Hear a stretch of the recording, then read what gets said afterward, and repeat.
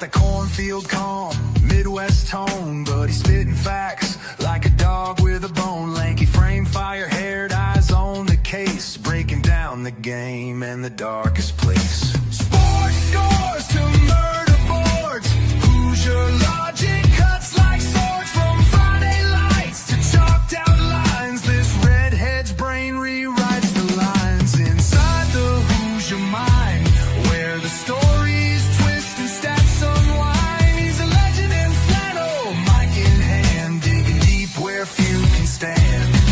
From touchdowns to crime scenes raw, he's got the truth in every draw. Yeah, step in if you dare to find what's brewing inside the Hoosier mind. He'll talk Pacers, Colts, or Colts on trial. Hoosier humor with a devilish smile. He's that redhead sleuth with a box of clues, takes your headline, breaks the news. With every stat and every scream, he's painting portraits in your stream. Don't blink, he'll tie it tight. From game night wins to murder flight. Inside the Hoosier mind, where the facts hit hard and the lines are blind. He's a ginger ninja, sleuth and slick, cracking cases play by play quick. From courtrooms to the hardwood floor, he digs for more than just the score. Tune in and don't rewind, you're deep now inside the Hoosier mind.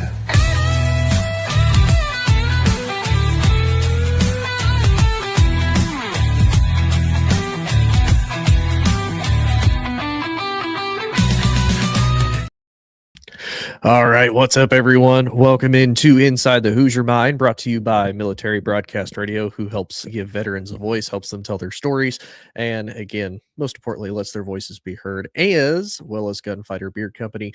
Great beer company. They provide all sorts of different type of beard care products and products for the ladies as well. So if you want to smell good, if you want to have a great beard, if you want to look good and feel good, gunfighterbeardco.com. Whole bunch of great stuff. He's got Copycats of great cologne scents. They last a long time. Absolutely great stuff. So we are just at the peak beginning of college football, unfortunately, being done for the season. With that, though, there's always this little bit of drama that's playing it. And it's not as bad now, but it'll definitely pick up after the spring game, and it'll really pick up when it comes into July timeframe. Right before the season starts, we'll have all this drama pop up. And I thought, in the meantime, why don't we continue to just kind of see what the drama looks like as we talk about some of the coaches with the biggest pressure on them going into 2026. And what I mean by that is coaches that I think either have really high expectations set for them and they need to meet, or they're going to potentially be fired, and I think they might even be fired within the season. So before we get started, though, like, share, subscribe, comment. Let me know what you think. Is there anybody that I missed on this list? Is there anybody that deserves to be higher? Is there anybody that deserves to be taken off? Is there anybody that you would put on here? Let me know what your guys' thoughts are. Let me know what your guys' lists are in the comments. So without further ado, let's get into the list itself. So I do have an honorable mention on here, and I want to say honorable mention as well as number 10 do tie together, because to me, their longevity and their stances as coaches solely depend on how this upcoming season factors out. And so I'll go into more specifics as we go into the first one. First one is the honorable mention. I'm going to say Kalen DeBoer. Now, some people may argue with me on that, and they think, oh, why is Kalen on the hot seat? There's no way. Obviously, you saw number 10. To me, Kalen is on the hot seat because of the expectations that are set for him at Alabama. And it's not his fault. He's following Nick Saban's shoes. So that's a really big set of shoes and footprints that you have to fill. And it's not that he hasn't been good at winning games. That's really the bad part. Right now, as it stands, he's 20-8 at Alabama. He's 1-2 in their bowl games. And it's not that he can't beat quality opponents. He can absolutely beat some of the best teams. He's losing to teams that he shouldn't, and he's losing in really, really bad ways there at Alabama. So, for example, we can look at last year. They beat number 5 Georgia, they beat number 16 Vandy, they beat number 14 Mizzou, they beat number 11 Tennessee all in a row. Those, four top, technically top 20 teams all in a row, beat all of them, which hadn't been done before and is extremely impressive. But he has losses to Florida State to start the season, which was really the highlight of Florida State's entire season, given how Florida State ended up finishing. They lost to number 11 Oklahoma, which was a solid team. And then they lose to Georgia in the SEC championship. They do get a revenge game by beating Oklahoma in the first round of the playoffs, but then they're absolutely embarrassed by Indiana shortly after, who ultimately ended up winning the national title. And that's just last year, right? So he can beat quality opponents, which isn't a problem. What again is really hurting him is the games that he's not supposed to lose. So he lost the game against Florida State. That's not really what you do at Alabama. And then if we look at last year, even he lost to Vandy. Now I'm going to give him a pass on Vandy because this is the Diego Pavia led Vanderbilt team, who this is when we were starting to discover, okay, this is actually a really good Vanderbilt team. It's not the Vandy that we know of old. They lost to Vandy. They lost to Tennessee, who Tennessee and Josh Heupel, absolutely great. I'm going to definitely talk about them later on in the offseason.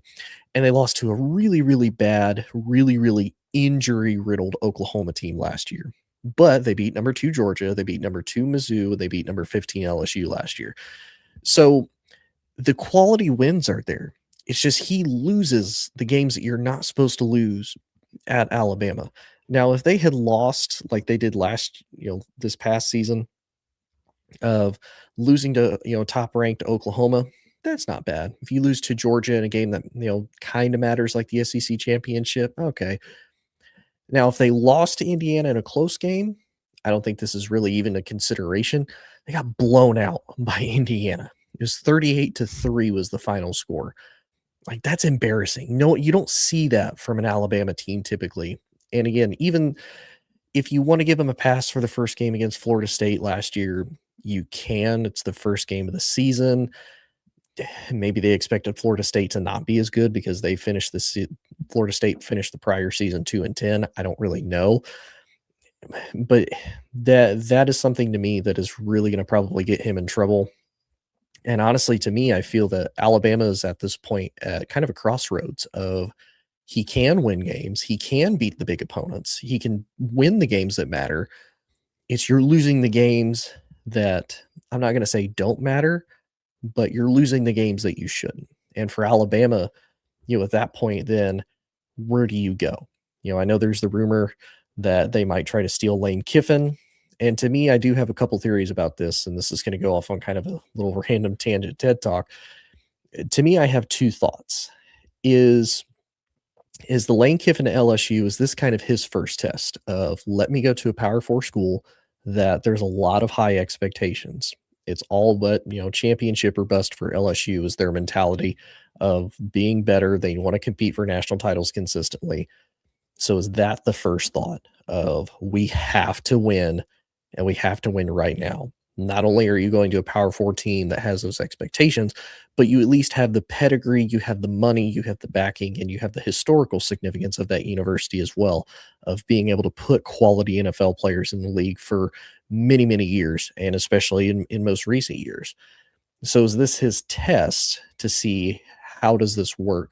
As well as, and this is going to tie into my second point, is it a way for him to see Alabama up close and truly personal by being at LSU and having to face Alabama fairly regularly? Because he sees what Kalen DeBoer inherited from Nick Saban. He sees a lot of the players, he sees a lot of the tactics.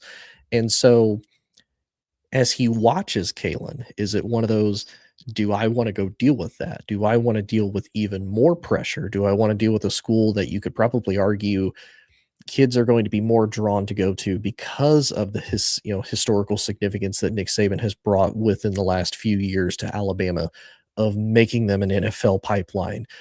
But you have the same argument for LSU. So it'll be interesting to see where Alabama does as far as their whole entire crossroads. Do they keep Kalen? Do they try to get Lane?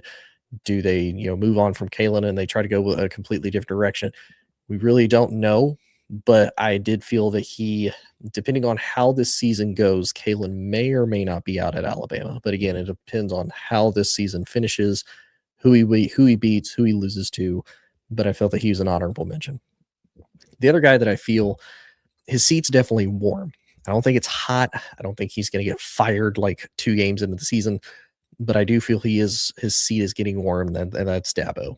And part of this is because Dabo has really refused to evolve with college football over the last few years, especially with the development and the implementation of NIL. He's been really hesitant. We've heard a lot of the rumors. We've heard a lot of player reports that basically if you want to go to Clemson, you either go or you don't.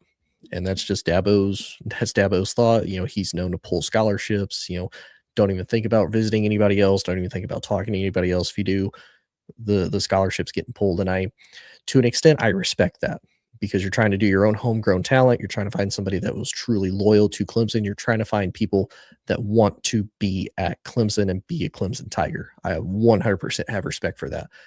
That's really, really hard to implement now, though, with new NIL deals, with the money that kids can make, with the opportunities that kids may or may not have. You're not going to be able to stockpile those 4 and 5 star guys on your roster anymore if they don't have an opportunity to start, or even the inkling of a chance of, hey, you might get a chance to. They're probably going to leave. Now, the reason why I put him lower on 10, it's kind of the same as Kalen. It's ultimately going to depend on how does this season end up coming about. He went 7-6 last year after there's a whole lot of expectations. There's people that even picked Clemson to win the national title. They had all the experience. They had a lot of really good players. I think a lot of the players on this team is probably going to end up going later in the first round of the NFL draft, even in the high second round for the second day of the draft. But nonetheless, though, he can recruit, he can build players, he can absolutely build a great team. He's 187-53 with Clemson at his time there, and he's won 2 national titles. So that's why I think, depending on how this season goes, they may wait till the end of the year to let him go, just as a common courtesy and one of the best coaches that Clemson has had in their history. But it's really, really difficult to sit here and say that Dabo's not on a pretty warm seat. And I do feel bad as well for Dabo with the NIL thing, because the first time he tries to jump into it, we have the Luke Ferrelli situation of, guy coming in and tampering, changing this kid's mind. He's at Clemson, he's enrolled, he's ready to go, he's in class. And then the head coach of Ole Miss allegedly comes in, offers him money, gets him to leave Clemson and go to Ole Miss and be the linebacker there. So I do feel bad for Dabo in that part, but I would also say, in an ever-evolving sport, I don't care how long you've done something, you have to be willing to adapt and change. And it just seems like something that Dabo has not been willing to do. Number 9, I have Lincoln Riley. Kind of the same thing. I think that he's not necessarily on the hot seat just yet, but it is warm. And I say that because of what he's done at USC and what he's done, especially since they joined the Big Ten. So he's 35-18 at USC. Not terrible. It's good. It's not terrible. But compared to what he left when he was at Oklahoma, he was 55-10. His worst season at Oklahoma, he was 9-2 during the COVID year. The best stretch of time he was there was from 2017, 2019. He was 12-2 every single year. So he's 36-6 at one point at Oklahoma. Then 2021, he was 10-2. That was his last year. Then he goes to USC. Caleb Williams comes with him, turns him into a Heisman winner. They finish 11-3. Ever since then, not really a whole lot. Like, their best year, I believe, was last year. They were 9-4 in their second year now in the Big Ten. So not really a lot of promise there. I mean, they are getting better. He has finally replaced and gotten him some decent defensive coordinators. But there's, to me, the big question of, you can still recruit, you still get some of the best recruiting classes, but it just seems as though you can't put them together. And ever since you lost your generational type of quarterback in Caleb Williams, you haven't been able to recreate that. Even with Miller Moss, now you have Maiava, not bad, hasn't really been, that super sensational type of guy. So you can develop players, you can get players transferred in, and they lose players like every other team does. And you're coming into a significantly tougher conference. But there's a lot of expectations for USC this year. There's a lot of expectations. I don't necessarily know about winning the Big Ten, but they could definitely make it kind of a deep run and maybe even sneak into the playoffs as a dark horse. Um, but to me, his seat's a little bit warm. Now, Bill Belichick at number 8. Now, I know a lot of people, they're like, why? He's in his second year. That first year was really, really rough. That was a really bad North Carolina team last year, especially with all the hype, all of his pedigree, all of everything that he's had throughout his time. And, this is his first time being in college football. Last year, he's kind of getting his feet wet, seeing how things go. So again, I'm not going to say he's on the hot seat. I don't think they would fire him in the middle of the season unless something just went absolutely totally wrong. But it does lead a lot of questions. He's 4-8 last year, so not great in an ACC conference that you didn't really have a lot of, I guess, depth. Georgia Tech looked really good at one point. They started to fall apart. Florida State obviously started out hot. They lost 4 games in a row, especially in conference after that. Miami looked really, really good, kind of stumbled there for a little bit. SMU has actually been fairly consistent. Clemson started out really good. They started to fall off. So a lot of your big powerhouse teams didn't really do as well as you could have thought. So it was kind of there for the taking. And it just seemed like they didn't have the talent. They weren't really well prepared.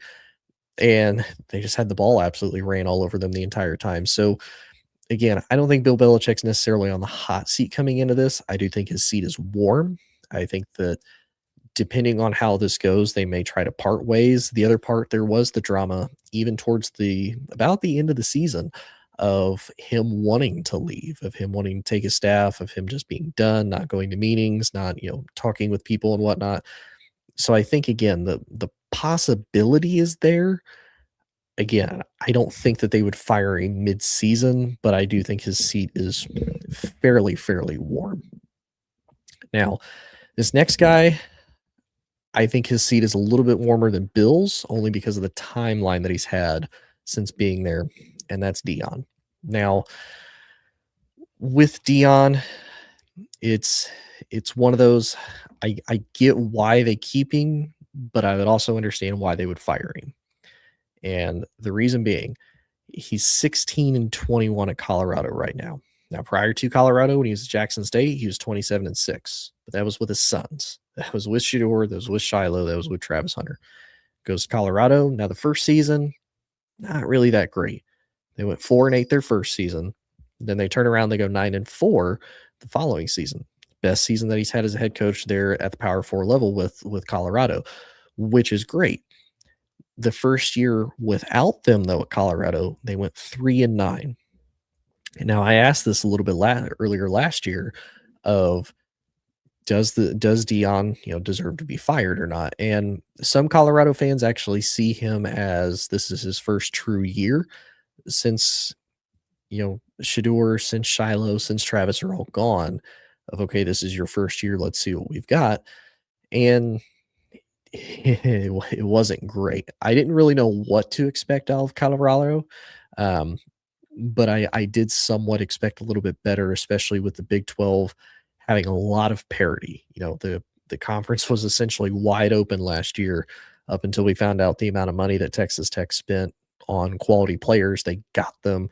And more than likely, it looks like Texas Tech is going to be the big dog that runs the Big 12 at the current moment and for the foreseeable future. But to me, there's a lot of questions, and I want to know everybody else's thoughts. Does Deion deserve more time to get himself established, or do you think they move on and find somebody else? And it's one of those. He was great when he's with his sons. Maybe he tries to go to the NFL level so he can be reacquainted with Shedeur. They're in Cleveland. We don't know, because Cleveland, honestly, they kind of took whoever they could get the job because there's a whole lot of people pulling their names out. So we'll see. But I think Deion's seat's a little bit warmer than Bill, Lincoln, Dabo, and even Kalen's. Now, Dave Aranda, I'll be honest. When I was first making this list and I was first thinking about it and I was looking at all the coaches that I think could have been on the hot seat, to me, Dave is one of those that I really didn't know where I should put him. I don't feel that he's in the top 3 as far as being like super, super hot seats because I don't believe Baylor has that high of expectations. But I also don't believe that he's, kind of sitting there on a warm seat because we, he's had an extended amount of time there at Baylor. He's been there since 2020. He won national title with LSU, became the head coach of Baylor, and not really a whole lot since then. He's 36 and 37, so he's one game under of being right at 500. Now, when he took over the team for COVID year, he was 2 and 7, not great, but then immediately turned around. They went 7 and 2, won the Big 12 in 2021. Fantastic. That's great. He really showed out that, when he was with Baylor then. But then it's just been nothing but hot and cold seasons since then. He went 6 and 7, 3 and 9, 8 and 5 the year before last, and then he went 5 and 7 last year.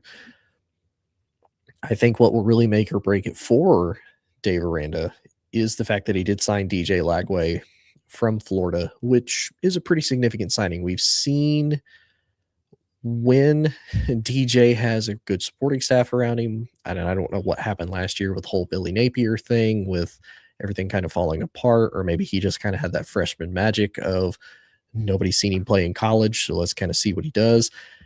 And they went on that run. And then last year, the expectations were really high.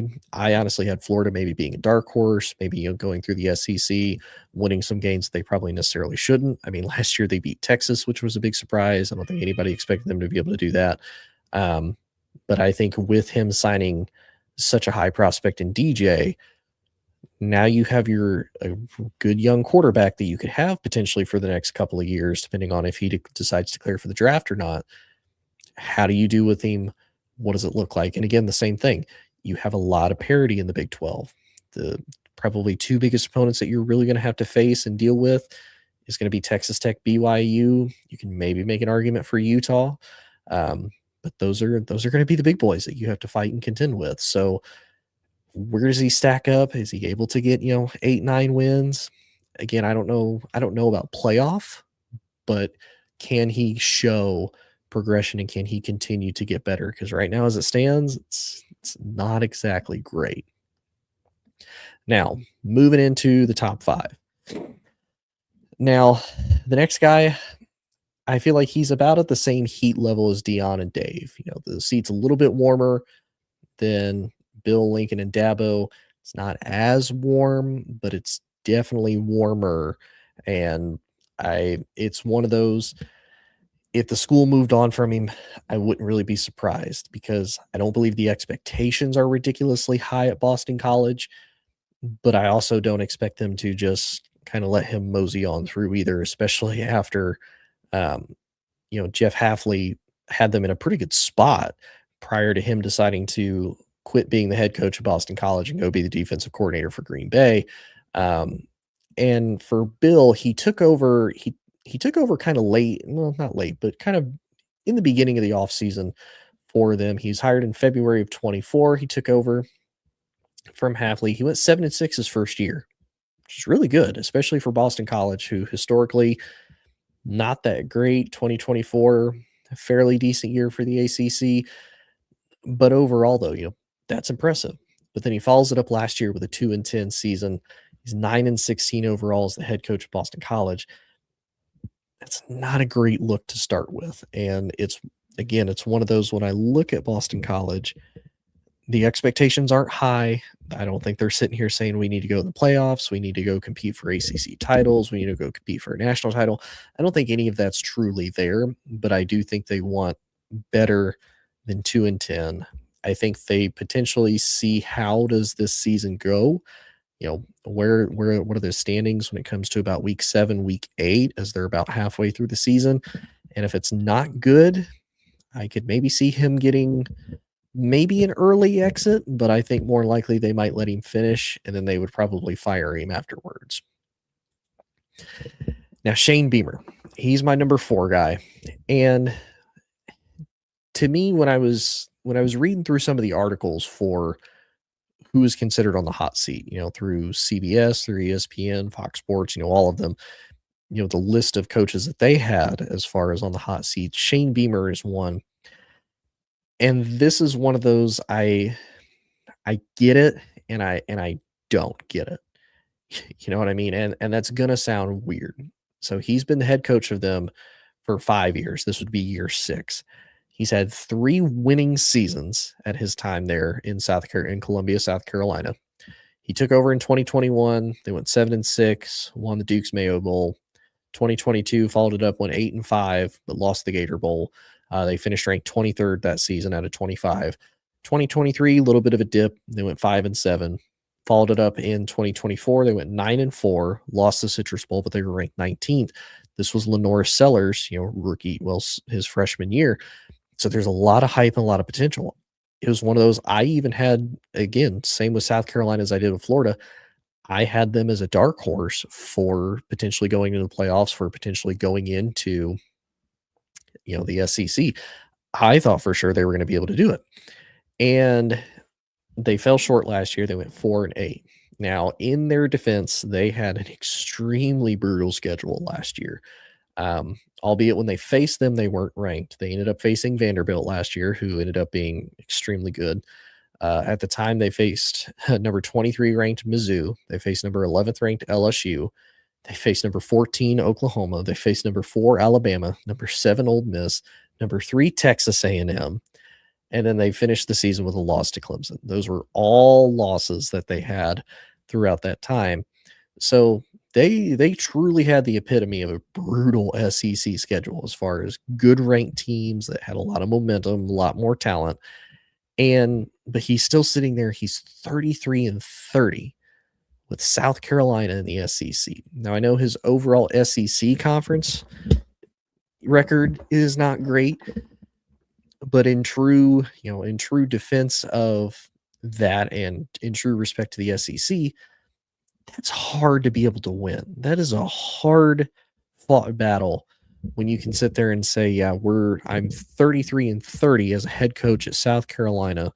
My SEC record isn't the greatest, but they're competitive. And look at who I've had to face. Look at who I've had to deal with here as the head coach. And I know that's not necessarily an excuse, and I'm not trying to excuse him for his performance.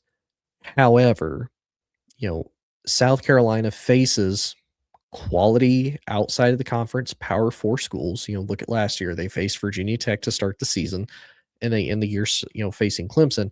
Now, they did have a couple cupcakes in there in between, just like most schools in every conference does, not just the SEC. But they faced quality opponents outside of their conference, and they went 1-1. So that to me kind of gives him a pass and shows, okay, we're South Carolina. We can compete. We're going to compete. Before that, heck, they even beat Clemson the year before last when they went 9-4. So to me, I get where maybe if you're the athletic director or president of South Carolina, you maybe want to move on.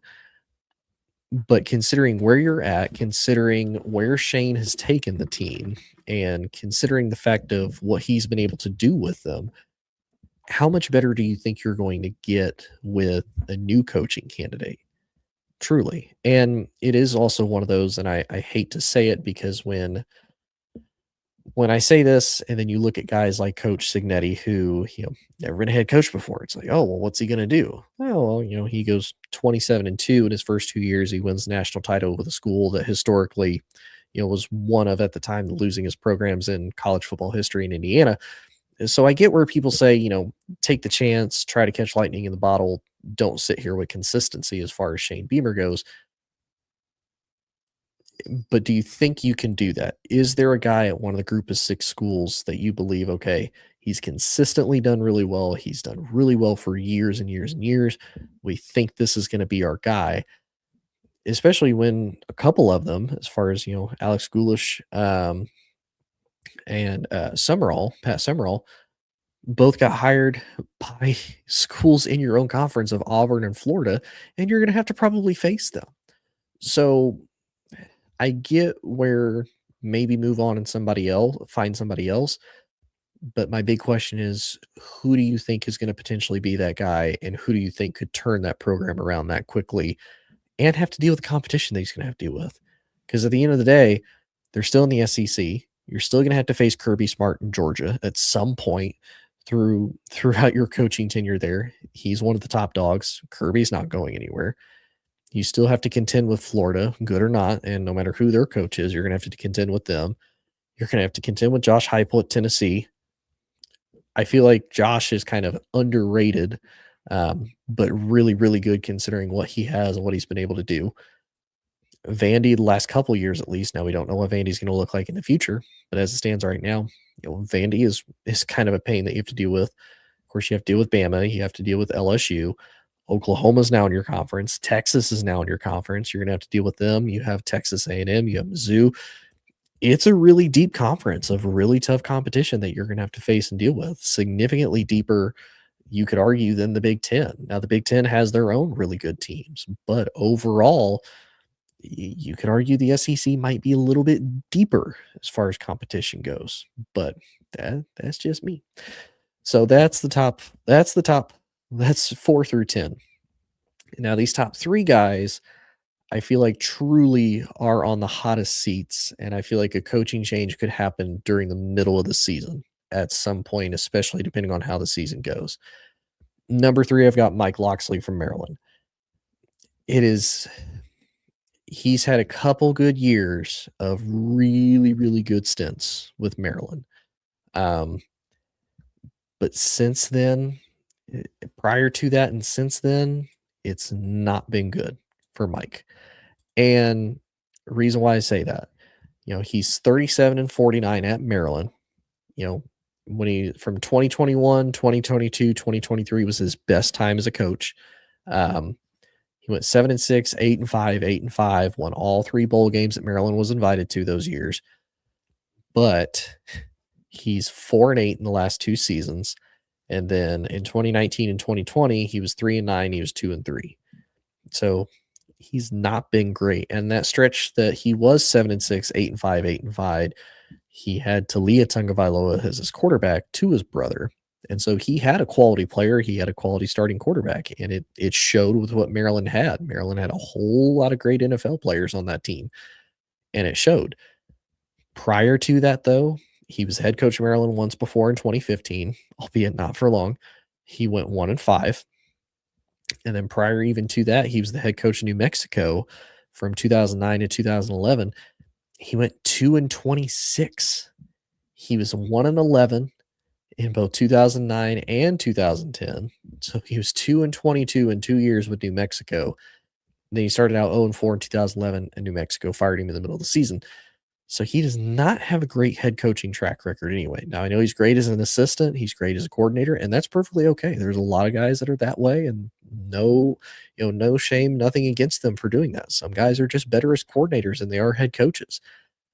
But I feel like Mike's time at Maryland is starting to come up short, and I feel like Maryland is at this point where, again, I don't think they're trying to compete for the playoffs. I don't think they're trying to compete for a national title, but I do think they're trying to stay relevant and compete in the Big Ten. And truly and honestly, I think it might be one of those they fire Mike in the middle of the season, just depending on how things go. And then number two, I've been saying, honestly, I feel he could be my number 1 guy, as far as potentially really, really being on the hot seat. And that's Luke Fickell at Wisconsin. And I've said that ever since they fired Paul Chryst. I really didn't understand why they fired him. I thought he deserved significantly better than what he got. And I get the hype around Luke Fickell, and I get why they hired him. He was 57-18 at Cincinnati. He had that program turned around and absolutely rolling as they entered the Power, at the time, the Power 5 grouping and going into the Big 12. So I get why. And his first season at Wisconsin, 2023, he was great. He was 7-6. So he got him to a winning record. Wisconsin, okay, maybe he's started to turn this around. He's able to recruit well in the Midwest. Wisconsin's fairly decent brand. But since then, he went 5-7, 4-8. He's 12-15 since starting out 7-6. So overall, He's 17-21 at Wisconsin. That math may not be mathing. Sorry, 9-15. Yeah, I can't math. He's 9-15 there at Wisconsin since that 2023 season. He technically did win one game in 2022 as his first game. It was the bowl game. But this is one when I look at Wisconsin, especially being kind of an older college football fan, having watched college football for a long time. When I thought of Wisconsin, I think of power runners. I think of Melvin Gordon. I think of Jonathan Taylor. I think of I'm trying to think of the other kid that was from Wisconsin that got I believe he went to the Jets, if I remember correctly. That was also really good. Braylon Allen. I think of all those guys. It's like, okay, good runners. They're going to ground and pound the offense and dominant, stifling defense. Look at J.J. Watt, look at T.J. Watt, basically all the Watt brothers that went there. And it just feels like to me, since watching Luke Fickell take over, Wisconsin just does not have that identity anymore. I really don't know what Wisconsin's identity even is. They're not a prolific passing team. They don't run the ball. They don't have a stopping, ball hawking defense. They don't really have any of that. And so to me, Luke is really, really on the hot seat. And I think truly, depending on how the season starts, if he gets off to a hot start, he might be able to save his job for one more year. But truly, I could see them firing him in the middle of the season. Now, I know for him and a lot of these coaches, they've all gotten extensions. I think Luke got an extension, not this past season, but season before in the off season. I'll be honest, I really don't pay attention to the extensions with college football coaches because we've seen that happen a lot, and they still get fired, and schools figure out the money. They take the losses, and then they fire somebody else, and they get even more money. So I don't necessarily think his contract is going to save them. I don't think the contract of any of these guys are going to save them. I think truly if the universities are ready and they're going to move on, they're going to fire him. But Luke, honestly, I really debated on putting him at my number one. But it seemed to be the number one consensus guy as far as getting fired. And I think a guy that, aside from Kalen, with having the championship or at minimum even just conference championship competition and standards being, is Mike Norvell at Florida State. And he's 38-34 at Florida State. His best two seasons there as the head coach was 2022 and 2023. They went 10-3. And then, of course, they went 13-1. Jordan Travis gets hurt, and then they get destroyed by Georgia in the bowl game after winning the ACC, being undefeated, but being left out of the playoffs. But prior to those two seasons, he's not been great. He was 3-6 in 2020. He was 5-7 in 2021. The super bad 2-10 season in 2024. And then last year, he was 5-7, with the biggest highlight being they upset Alabama in Tallahassee to start the beginning of the year. And then after that, everything went downhill. So Mike is another one of those. I could see him getting fired in the middle of the season, just depending on how well does Florida State do. Do they start off hot? Do they kind of get to the same point? Now, if they're around the same area that they were, as far as being 5-7, 6-6, maybe even 7-6, he maybe saves his job for one more year.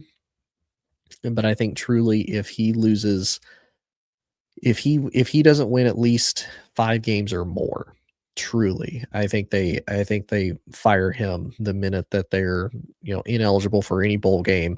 And I think they fire him if he's not at least still competitive in the ACC.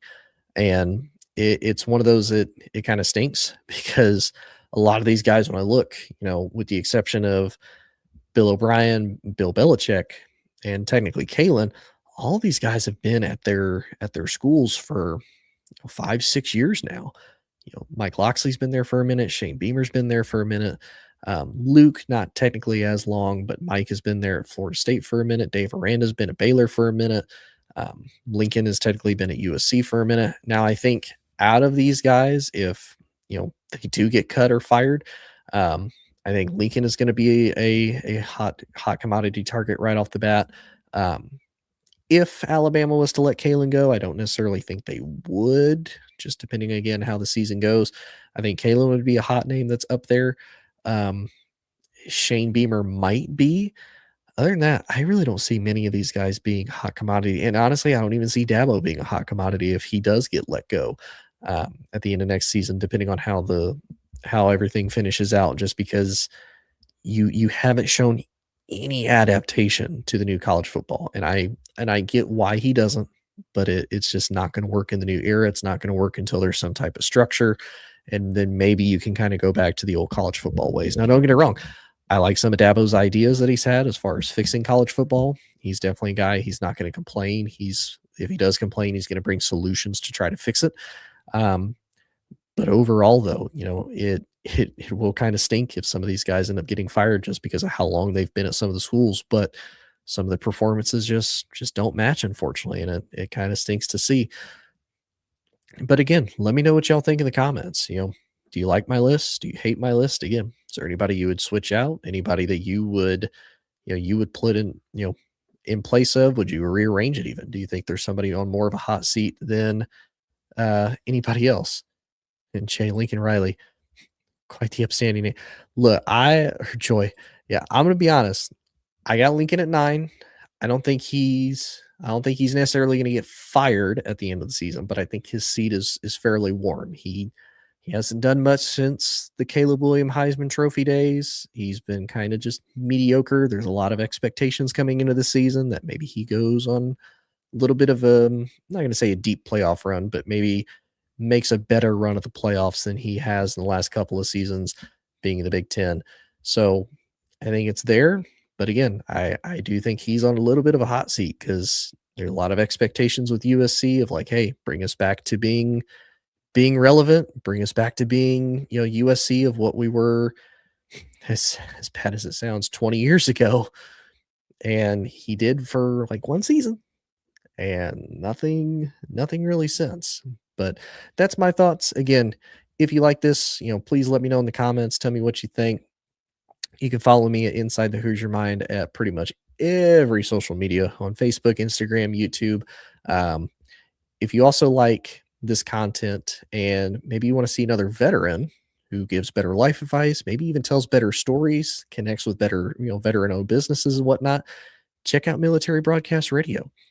They have a whole lot of great veteran hosts. I actually have one in my comments, Terry. She runs Tracer Round podcast. She interviews so many veterans. She interviews small business owners, all of that. Definitely check her out at Tracer Rounds podcast and check out just Military Broadcast Radio in general. It's one of those, I'm not selling it.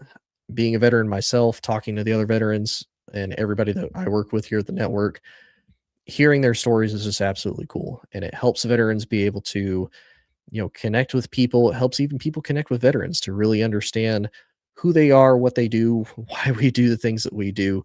And maybe you can give you a better understanding of like family members, friends, maybe the person that you see working at a store that has like a veteran hat or veteran shirt, anything like that. Definitely check them out. And then of course, definitely check out Gunfighter Beard Company. A whole lot of great beard products. If you want a great beard like mine, if you think my beard is great, definitely check them out. A whole lot of great smelling stuff and great smelling stuff for the missus as well, as far as body oils, butters. They've got colognes. He has a whole bunch of stuff. And he's a veteran out of South Carolina, super small business, makes everything by hand. Believe him and his wife both do. So definitely check them out if you want great beard care and great stuff. But appreciate everybody tuning in. Love each and every single one of you. Appreciate y'all following me. Keep tuning in as the off season continues on. I'm definitely going to start a college football for dummies where hopefully I break stuff down if maybe you're not as big into college football and it's something that you want to get into, or if maybe, your significant other is like, I want to understand, but I don't want to have you explain it to me. I want somebody else to explain it to me. Hopefully I'm going to be able to be that guy that does it in a pretty good way. But again, let me know what y'all think. Appreciate and love y'all, and we will see y'all later. Ladies and gentlemen, thank you for tuning in to Military Broadcast Radio. As we wrap up today's show, we want to remind you that the podcast of today's episode will be available right after we go off the air. So if you missed any part of the show or want to listen again, be sure to check it out. And remember, we're here to support and honor our veterans. Your stories and experiences matter, and we are committed to giving you a platform to share them. That's right. We're here to give our veterans a voice. So don't forget to catch the podcast and stay connected with us. Giving our veterans a voice.